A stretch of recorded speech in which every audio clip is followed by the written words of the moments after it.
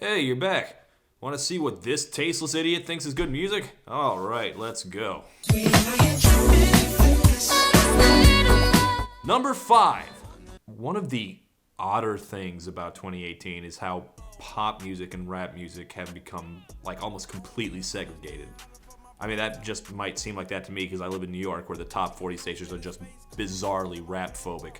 But it seemed that there wasn't a lot of overlap between the two. You could be a rap star or a pop star, but not both. The only crossovers were Drake and Post Malone, and only the songs without rapping on them, so those probably don't even count. So I'm basically counting this as the one real crossover hip-hop single of the year. The single solitary one. But what a hit it was. I'm in district in the chain. Certified, you know I'm gang. Cardi B had a year where she seemed able to do no wrong. She had a bumpy marriage that fell apart and a feud with Nicki Minaj, and it seemed like not a single person sided against her. She did a verse on the worst song of the year, and yet none of the stink came off on her. And she's certainly good at what she does, but it kind of seems like she doesn't even have to be good. She can just coast on charisma alone. But I Like It, in particular, felt like the peak of her greatness, and not just because it was her biggest hit. Like,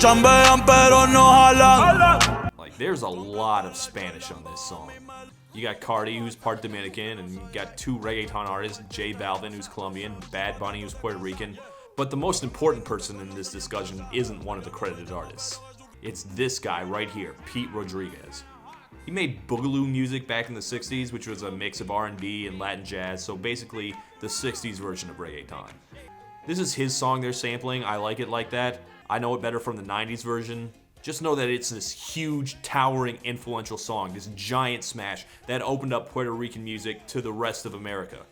What La Bamba is for Mexican Americans, that's what I Like It Like That is. Not just for Puerto Rican music, but like the entire Latin Caribbean scene.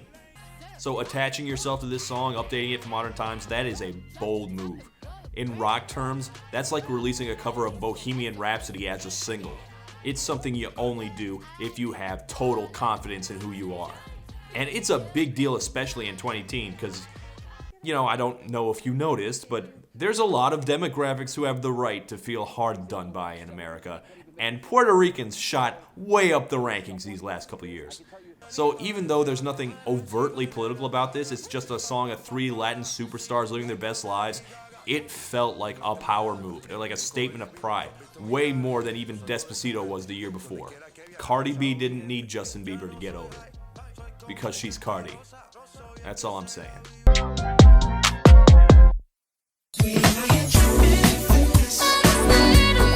Number 4. Hadouken! I played the shit out of this game. Never a Mortal Kombat kid, always Street Fighter. I could have bought every new console for every new generation that came after with the quarters I fed into this one game. It ruled my life.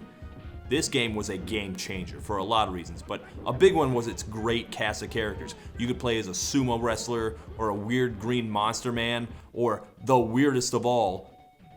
What's this? A girl? Yo, I been on, bitch, you been con. Bentley tints on, Fendi prints on. I been storm. I did not know Nicki was a gamer chick. Play say Chung Lee, drop the bins off. That's pretty cool. Okay, I don't actually know if she games or not, although she does compare herself to another female game icon. Hey, yo, I been north, Laura Bincroft. I don't really know what that means exactly, but it's a cool shout out regardless. One reference to Samus and she could have the trifecta. Actually, she compares herself to a billion other pop culture icons in this song, including Storm, King Kong, and Michael Jordan. How many championships? What? 6 rings on. But those are kind of played out. Chun-Li was the right one to base the song around. Chun-Li was the only female character in that game. For a long time, Nicki felt like the only female in the game. I honestly thought she was the best character. Chun-Li was so cool that there was no stigma as playing as a girl, which is a big deal when you're a little kid in the 90s. And that's why gamers are such feminists today. I don't know why Nicki likes Chun-Li. Could be she just likes those Chinese hair buns. I went and copped the chopsticks. Put it in my bun just to pop shit. But it's also probably just this one quote. And that's what this entire song felt like Nicki was. Strongest woman in the world. Every line spit out one after the other like a lightning kick. This was the song I've been waiting for her to make her entire career. Not everybody like she really is the best. After she dropped this, I really thought that there would be no doubt about her. She would be the undisputed queen of hip-hop. And that did not happen. And Nicki only has herself to blame. They painted me out to be the bad guy. No, they weren't doing that, Nicki. You were. She started a bunch of feuds that were all really pointless and regrettable, and one friendship that was even more regrettable. Also, Nicki debuted 10 years ago, and it feels like she hadn't really adapted to the new hip-hop landscape the way Drake has. Feels like she's been running an outdated playbook for a while. I mean, who thinks doing a guest spot for DNCE is a good idea? Chun-Li stayed the female icon of that franchise even when other female characters showed up, and Nicki couldn't do that. It's not fair to compare Nicki and Cardi just because they're the only big female rappers, but Nicki basically forced the comparison, and she firmly lost. And it's really galling that she lost her throne right when she was making some of the best music of her career. They need rappers like me.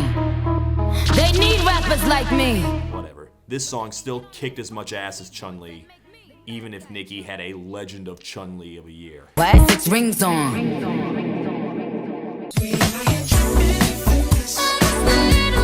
Number 3. Okay, to make a point here, I'm gonna play a random show tune. It's time to try defying gravity. I think I'll try. Okay, so I have no clue what's happening. They falling in love? Breaking up? About to overthrow the government? I don't know. I haven't seen this musical. Don't even know which one it is. Is it Cats? Do I have to see the musical? Maybe not. Ton of people haven't seen it, still like this song, sure. But it's the kind of thing that you don't really get unless you see it in context. And that's also true of this song.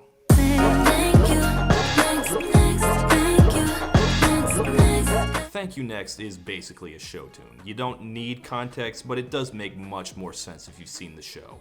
The show in this case is Ariana's life, and I'm not sure how it plays for those who don't follow celebrity news. Just know that she had a really messy 2018 in her personal life, featuring 2 high-profile breakups, 1 truly heartbreaking tragedy, and 5 awful months spent as one of the fucking worst celebrity couples of all time. They seemed fine separately, you know? Like her, he's funny on SNL. Put them together and it was just non-stop misery. My sweet, sweet angel.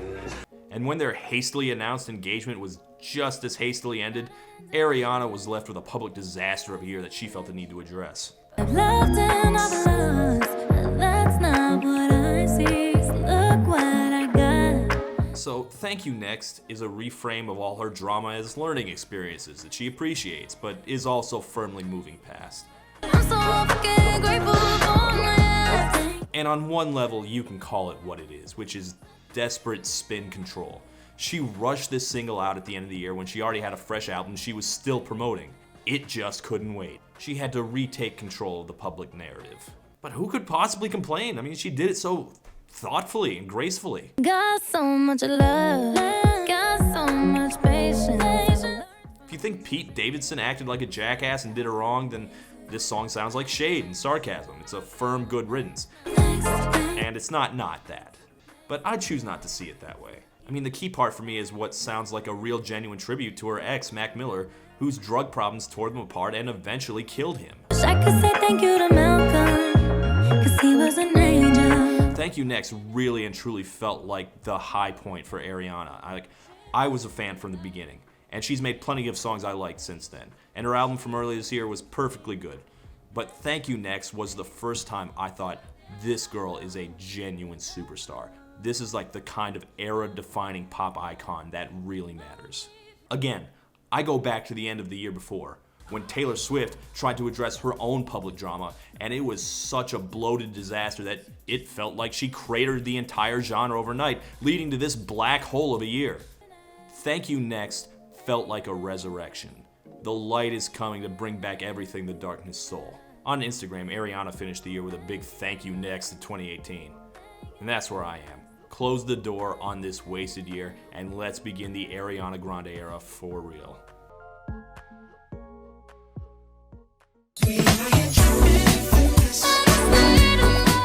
Number 2. God damn it. I'm upset. 50,000 on my. I'm just so fucking tired of Drake. I'm so goddamn sick of him. I'm sick of hearing his mumbling monotone and his inane thoughts about the world. He dropped an album this year that was like 9 hours long, and out of obligation, I had to listen to it. Had to hear his stupid ass judgy thoughts about how people use Instagram. I know a girl whose one goal was to visit Rome. Then she finally got to Rome, and all she did was post pictures for people at home. Pusha T didn't have to reveal shit to me. I listened to Drake start lecturing the kids about taking too many pictures, and I was like, yeah, Drake has turned into a dad. It's been 10 years of non-stop success for Drake. It's officially been the Drake decade. That's enough. That's plenty. He can take a break for a little bit. He can go away. So, it is with extreme reluctance that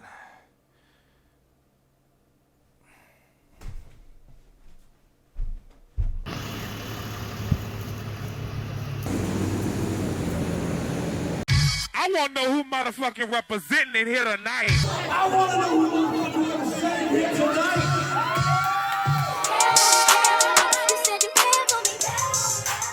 Louisiana shit. Burn on the beat. Everybody get your motherfucking Roll on. I know shorty and she doesn't want no slow song. Had a man last year, life goes on. God damn it, he's still got some great singles. I cannot deny it. And this was an honest-to-God party rock anthem in an era that seems to have forgotten how to do that. It didn't sound a single thing like anything else this year. In fact, with the sped-up Lauryn Hill sample, it sounds like a Cameron song from 2002. Which again goes to prove my point that we skipped 90s retro. Gotta hit them angles with your phone out, snapping like you Fabo. I heard that Fabo line a billion times before I accepted that, yes, he really was making a Laffy Taffy reference. I refused to believe it for the longest time. That's a real one, your reflection. Without a follow, without a mention. You really piping up on the. You gotta be nice for what to these. I understand. Work at 8 a.m., finish round 5. So this is Drake making a party jam for all the hard-working ladies of the world. It's such an obvious move. Like when a DJ shouts out, "All my ladies make some noise." Or when a pro wrestler gives a shout out to whatever city they're in. You got some bad friends, high school pics, you was even bad then. It's cheap. It's pandering. It works every goddamn time. I mean, it's exactly like a DJ shouting it out to the ladies. It comes with its own DJ segments. These hoes, your boy. And even though it's for the ladies, I also felt spoken to. I also worked too hard. This is just a real crowd pleaser. You know what? That's why when I heard it, I instantly added it to my karaoke playlist. It just absolutely kills with a crowd. I gotta go finish this off.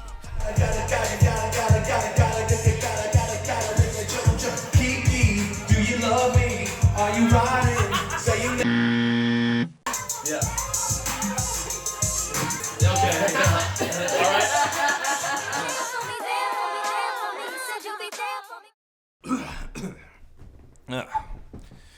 And now, before the number one, some honorable mentions. I cannot deny. Dua Lipa had a good year, what can I say? This is a Mark Ronson track also. That guy is just doing great all the goddamn time. I feel bad that after loving Kendrick Lamar's first 2 albums, I didn't really feel Damn at all. I've listened to it over and over trying to get it, and at this point I've heard it more than most albums I actually like. And this is the track that really stuck with me. I think this really captured the loneliness and isolation that he's going for. Who gon' pray for me? Take my pain for me. But if Damn was too dense for you, well, here's the album's themes and an easily digestible soundtrack hit from a comic book movie. I have so many thoughts about Black Panther, by the way. I worry I like this song for the wrong reasons. I mean, Ric Flair's right there.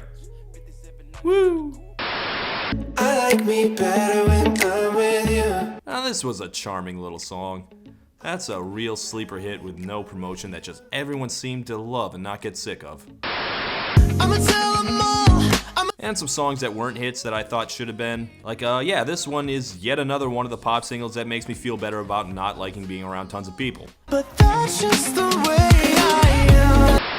That's just the way you make me feel. I think we all need to come to terms with the fact that Janelle Monáe is probably not ever going to be a pop star. I mean, if Dirty Computer couldn't do it for her, it's just not gonna happen.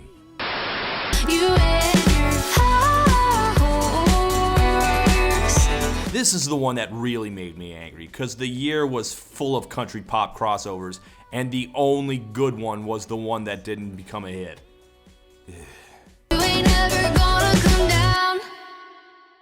And now, finally, the end of the list. Number 1. Okay, I don't talk about it a lot, but I suffer from pretty bad anxiety. Or not. I don't know. Maybe. I don't really get how people talk about anxiety. Like, everyone I know talks about having it. I assume I do too, because isn't that like a basic human emotion? Or, okay, I'm reading that anxiety is not actually an emotion, but the displacement of, I don't know what I'm talking about. Let's start over. Okay, I may or may not have an anxiety disorder, but either way, this has not been the easiest of years for me. To be honest, it didn't seem like an easy year for anybody, especially in the pop world where every song felt like it was about stress or depression or whatever. You know, dog days. Control my anxiety. It was like a constant undercurrent, but it didn't really seem like anyone was actually really talking about it. So while I had plenty of songs to fill out the list, picking the number 1 song was, it was really easy for me. I knew exactly which of the year's hits meant the most to me personally. Some days things just take way too much of my energy. Of course, Ariana's number 1. Who else was it gonna be? No, I keep on breathing. Just keep breathing and breathing and breathing and breathing. Ariana Grande's artistic output this year has been largely about projecting confidence. Ain't got no tears of the cry. She has moved past the need for grief and sorrow. Every mistake was just a learning experience. She fucks hard enough to convert you to feminist theology. You believe God is a woman and It did not always match her reality. In fact, she admitted freely that there was more talk than truth in it. And who could blame her? She was already dealing with way too much, even before this train wreck of a year. In fact, Ariana has a decent claim of having the hardest year of any of the current major pop stars. And she has a lot of competition for that title. I look up and the whole room's spinning. So while anxiety was everywhere, this song was the only one that was about it explicitly. Breathin' is Ariana without the front or the image management. It's just her. And I appreciated it a lot. I had a lot of songs I really liked this year, but not many that were actually, like, useful to me. But this is the one that really hit me. Like, every time I felt like shit, this song would come on and remind me to breathe. Just keep breathing and breathing. Like, I would have died otherwise. I'd have straight forgotten to breathe. That's where I was this year. As a side note, even though I wasn't a huge fan of Walk the Moon's 1 Foot, that was also extremely helpful to me this year, too. All that said, there's a good chance that even if I were, happy and well-adjusted, this still would have topped the list, because when that beat drops, it feels like the world shakes. And like I said, putting Ariana at number 1 just felt right. In this year, it felt like she was the only pop star that really mattered. God bless. And we're all still here, and we're all still breathing. So, thanks. Here's to another year. Keep on breathing. In the kitchen, wrist twisted like it's stir fry. Whip it in the kitchen, wrist twisted like it's stir fry. Whip it in the kitchen, wrist twisted like it's stir fry. Whip it in the kitchen, wrist twisted like it's stir fry.